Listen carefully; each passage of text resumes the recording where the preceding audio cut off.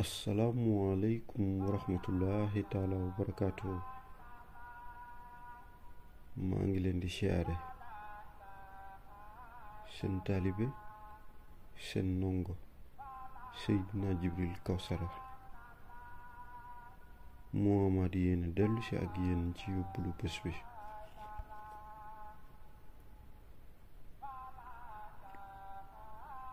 na nga doylu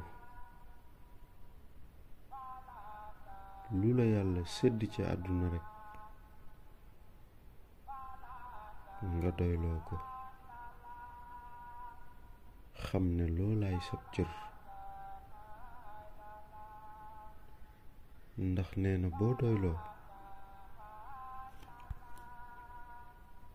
lépp lu la raw nga bañ koo gëstu rekk daldi noppalu. nee na boo doyloo lépp lu la raw nga bañ koo gëstu rekk daldi noppalu.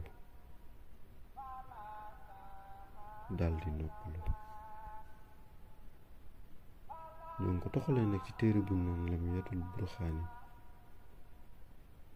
Sëriñ Tuuba wax ko fa. jërëjëfe Sëriñ Tuuba maam Cheikh Ibra